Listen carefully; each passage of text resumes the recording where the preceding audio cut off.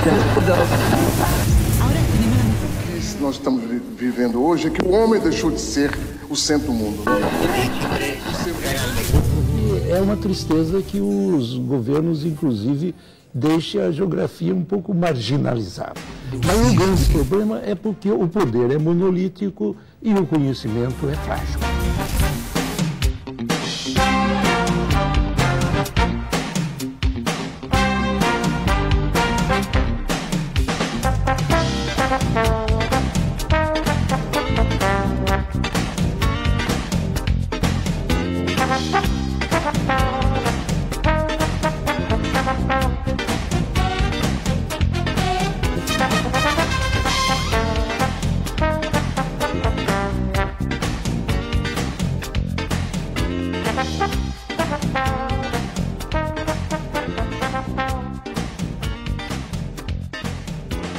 Olá, sejam bem-vindos a mais um episódio do podcast Academia ao Norte. Eu sou o João, eu sou acadêmico do curso de licenciatura em Geografia e nós estamos aqui hoje com o professor Eduardo, temos a honra de conversar um pouco com ele. Seja bem-vindo, professor, bom dia.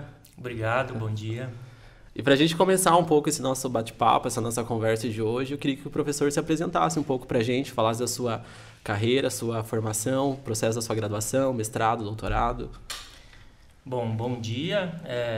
Primeiro, agradecer o convite, por estar participando dessa iniciativa, e parabenizar também os estudantes, professores que estão envolvidos nessa atividade, Tem se mostrado uma atividade bastante interessante para divulgar geografia na sociedade, E para o pessoal conhecer um pouco os nossos cursos, tanto a licenciatura quanto o bacharelado, aqui da Unioeste de Francisco Beltrão.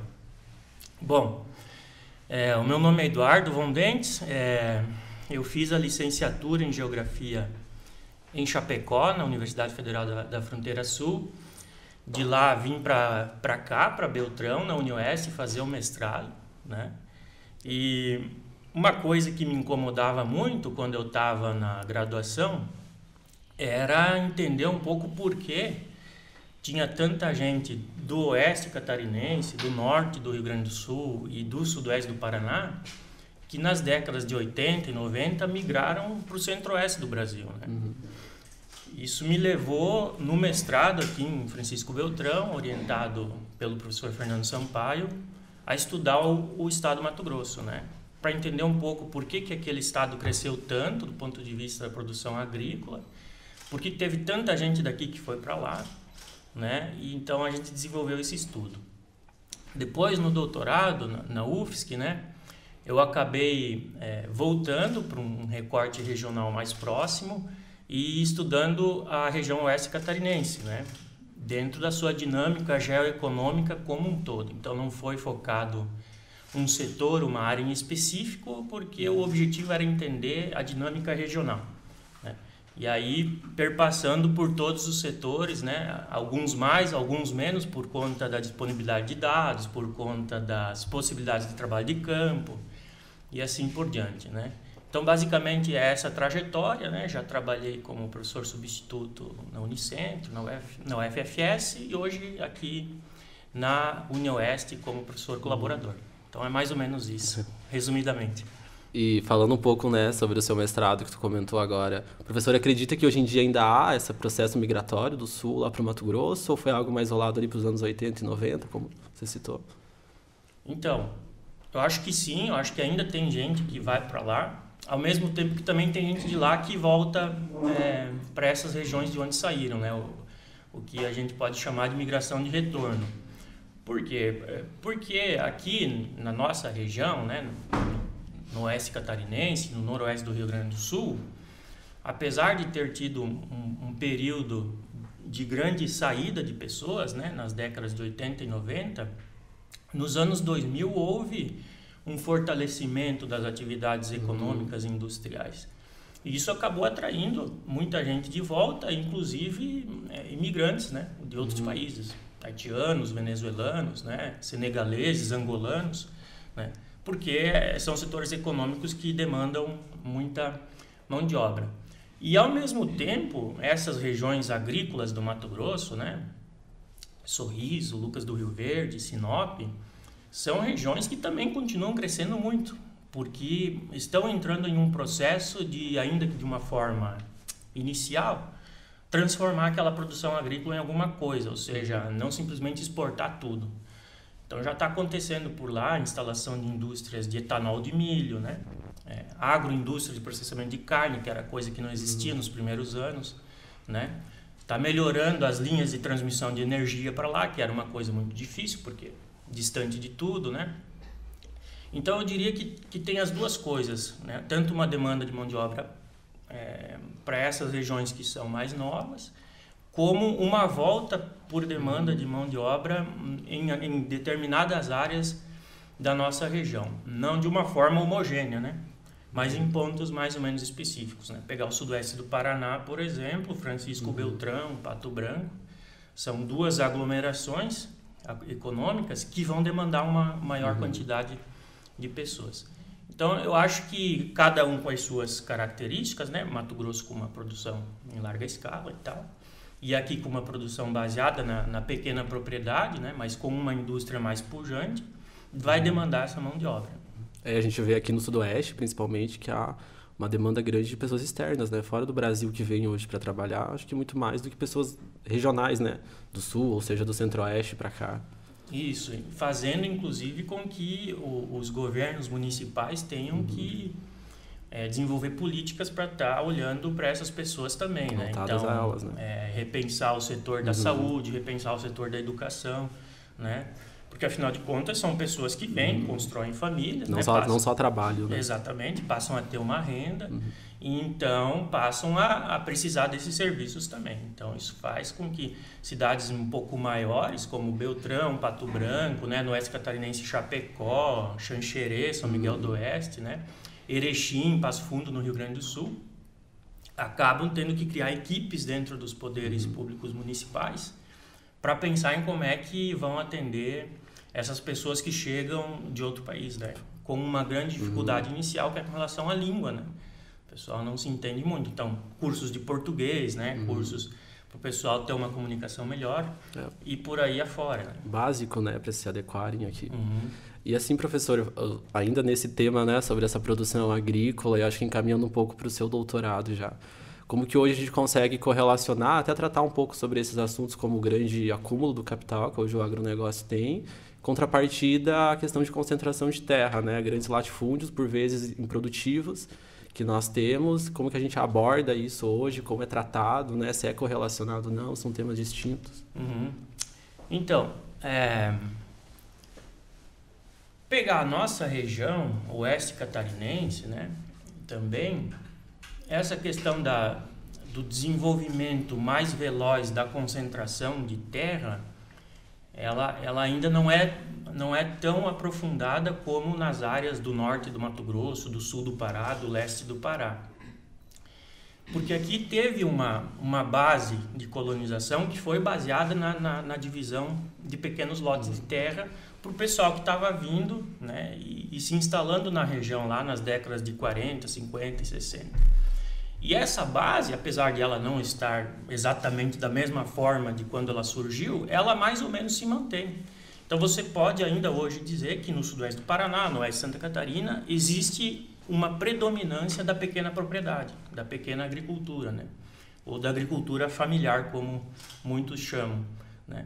E no entanto, isso não impede o desenvolvimento das relações capitalistas, mas pelo contrário, né? Você tem grandes empresas, né? Vinculado principalmente aos setores de carnes, de grãos, né? de lojas agropecuárias, né? De serviços, né? De maneira geral, que vão atender essas demandas.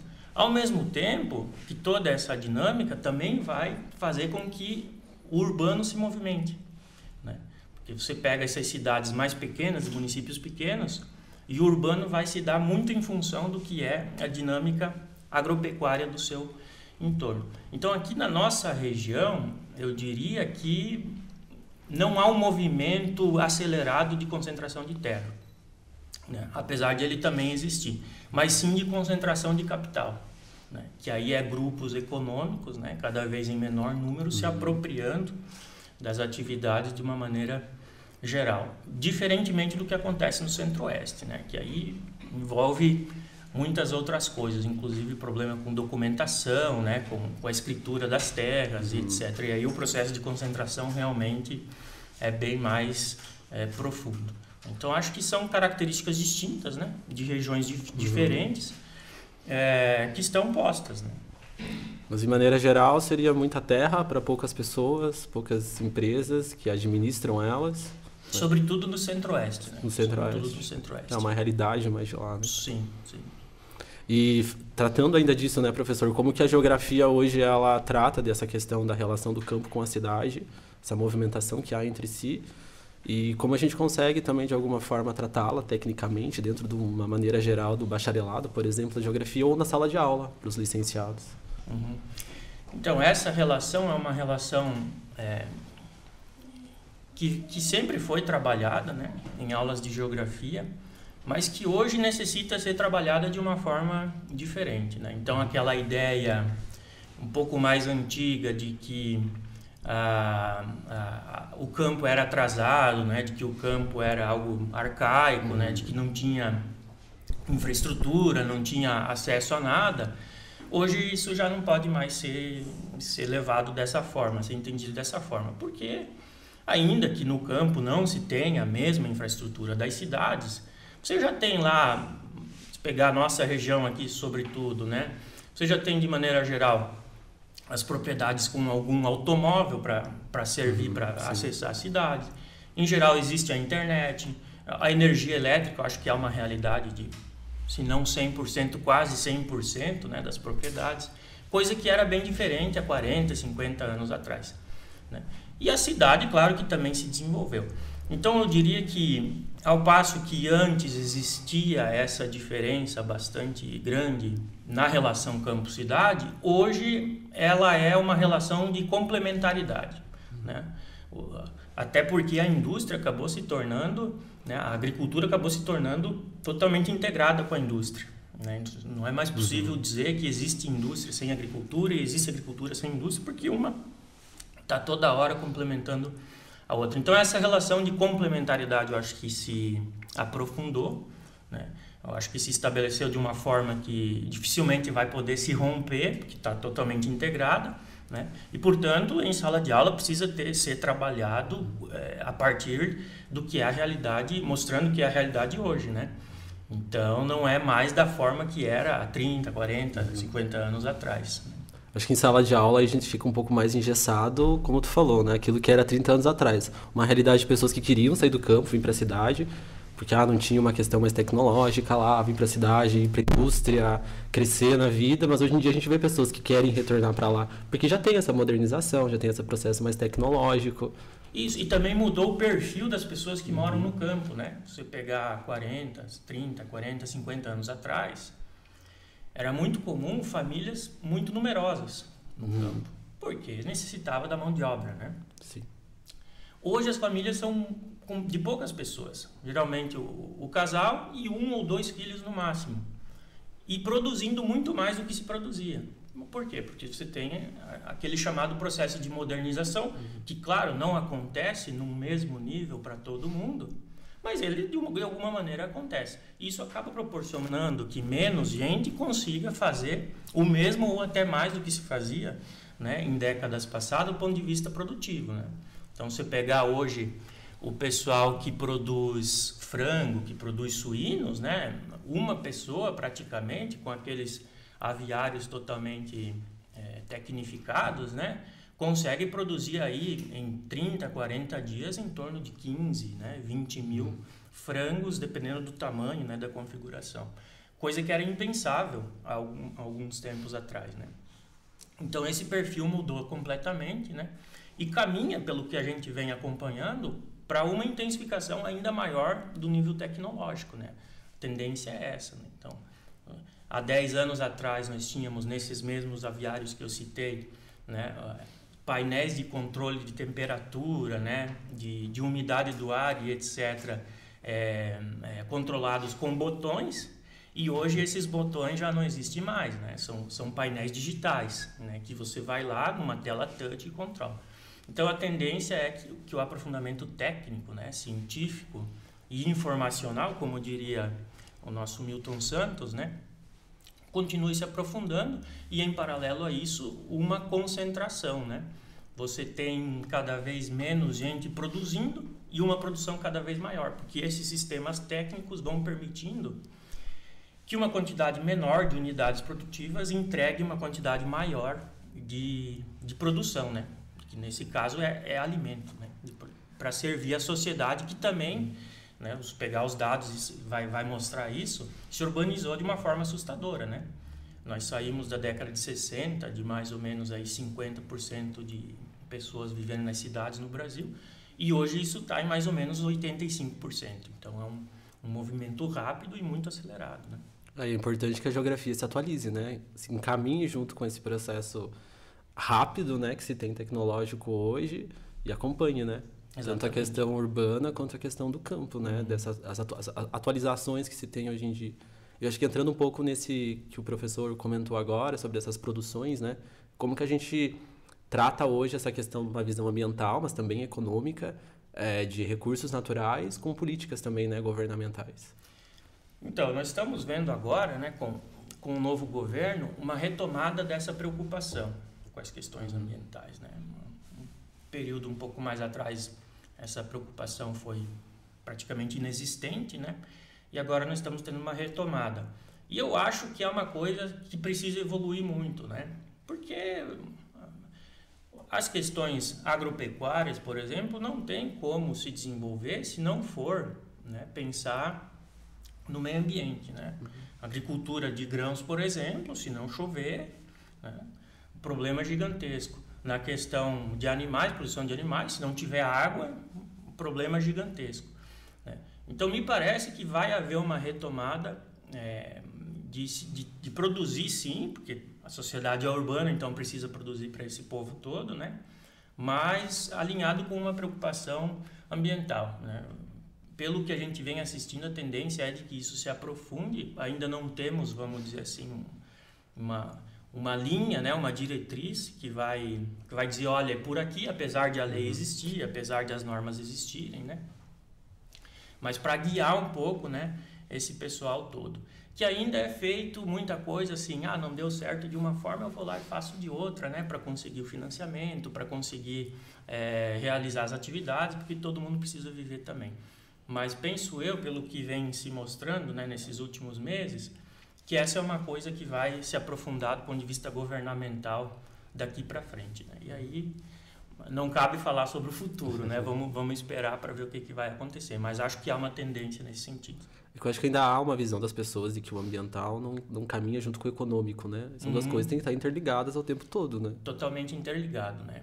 E interligado de uma forma geral, não de uma forma pontual, né? Porque os estudos, né, na área de clima já mostram com evidências, né, que o avanço do desmatamento na Amazônia interfere no regime de chuvas no sul do Brasil. Na Argentina, a Argentina, o ano passado, colheu uma das menores safras da sua história porque não choveu lá. Então, isso por conta do desmatamento da Amazônia, né? Então, é uma questão totalmente integrada, não tem como desvincular, né? E já é passada a hora de pensar nisso com mais seriedade, me parece. Eu vi que o professor trouxe alguns livros aqui, se o professor quiser compartilhar com a gente, né? Trazer um pouco mais esses exemplos de leitura também. Uhum. Então, aqui eu trouxe 3 exemplares, né? Existem outros, né? Mas trouxe 3. Esse livro aqui, Economia e Território, que é do pessoal lá da Federal de Minas Gerais, do Clélio Campolina Diniz e Mauro Borges Lemos, tem um compêndio de capítulos aqui, de vários autores, que vai mostrar um pouco como que é essa dinâmica geoeconômica nos diferentes recortes do Brasil, porque o Brasil é um país muito grande, então nós temos diferentes formatações nas diferentes regiões, né? Esse aqui é um livro também que eu pensei em comentar aqui, né? Se chama O Estado Empreendedor, da Mariana Mazzucato, para mostrar um pouco o papel que o Estado tem em todos esses processos, né? Que ocorre no mundo inteiro E às vezes no Brasil parece que assim, o Estado é um bicho de 7 cabeças, né? Não, o Estado é um propulsor do desenvolvimento que acontece na sociedade, né? E aí, por fim, para falar um pouquinho da realidade do Sudoeste do Paraná, esse livro aqui, organizado pelo professor Fernando Sampaio, aqui do Departamento de Geografia, né? Sudoeste Paranaense, Geografia Econômica e Desenvolvimento Regional, que também tem uma série de capítulos de alunos do mestrado, do doutorado aqui da UniOeste, né, sobre diferentes cadeias produtivas, que mostra a realidade do Sudoeste Paranaense, né? Então, assim, existem muitos outros, mas para ficar como sugestão, por hora, seria isso. Professor, eu acho que é isso. A gente queria agradecer a sua presença aqui, compartilhar um pouco com a gente sobre as suas pesquisas, né? Essa área que tu domina um pouquinho mais. E, pessoal, acho que é isso. A gente quer agradecer. Esse foi mais um episódio do podcast Cadê Meu Norte? E a gente fica por aqui. Até mais.